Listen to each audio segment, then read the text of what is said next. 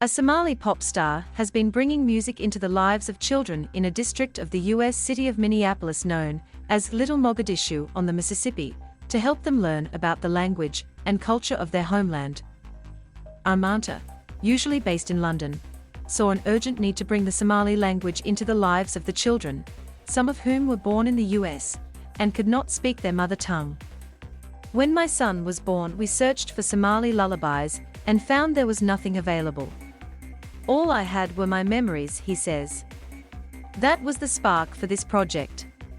Some of the lyrics have been written by the Somali children, some as young as 8 years old. A president so stupid my little brother can make better decisions than him, is one line. Another talks of a hijab as being like an Islamic crown, no matter questions like, don't you get hot in the summer weather? The children live in the Cedar Riverside neighborhood of Minneapolis in the U.S. state of Minnesota, an area with a large Somali population.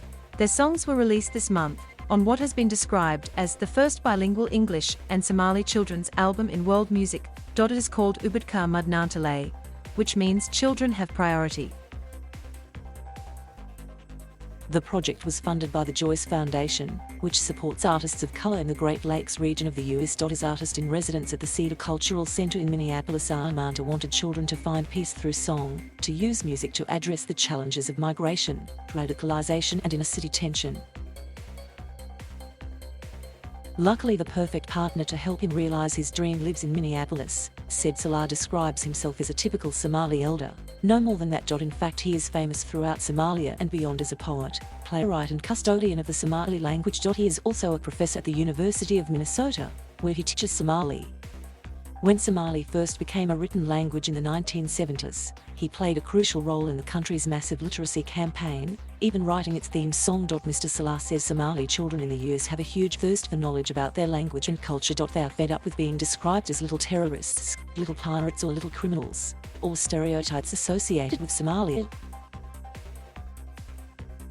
One of Mr. Salah's roles has been to bring the richness of the Somali language and culture to the community. I couldn't believe it when I started reading a children's book written in the Somali language to Somali kids at a school here in Minneapolis, says Mr. Salah. They rushed to sit on my lap and catch a glimpse of something they never knew existed. They wanted to check I was reading from a Somali script, to see that there is such a thing as a Somali language that can be written down and read from a book. Maanta agrees some of children have had really tough lives, but they have an intense interest in their heritage. I could not believe their enthusiasm about the album, their deep interest in learning their language and their curiosity about all things Somali. They even asked me about the previous mayor of Sheffield in the UK, Magic Majid, who is a Somali. They asked if he was a big rap fan because of the huge gold chain he wore around his neck, which was in fact part of his traditional Merrill regalia. Teenager Fatuma Jamilabi, he wrote the song about the hijab. People sometimes call us towel heads. I have even been asked if I wear my hijab in the shower, she says. Writing and singing these songs gave me pride and confidence. I wanted people to know that the hijab does not oppress me. It blesses me. The children produced artwork along with their songs, working with local artist Timmy Bliss, who writes and illustrates children's books, which feature predominantly black characters.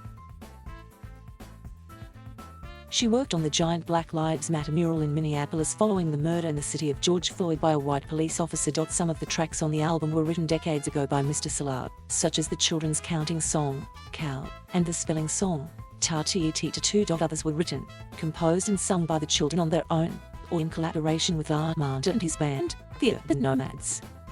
One of the key issues Maanta wanted to address is the disconnect between the generations, the parents born in Somalia and their children in the US, where it is not only the weather that is cold, but also attitudes towards the Somali community. The songs go a long way towards bridging the generational divide. Several are about parents, especially mothers, some long abandoned by their husbands.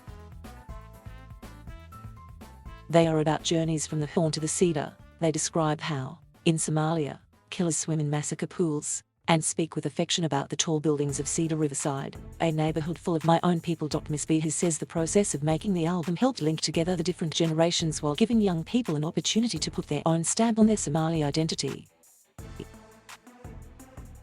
The elders believe we are forgetting our language, culture and history. Creating these songs helped us get in touch with our heritage and our forefathers, while allowing us to do something unique and new, to make our own version of what it is to be a Somali. Thank you for watching. Please subscribe.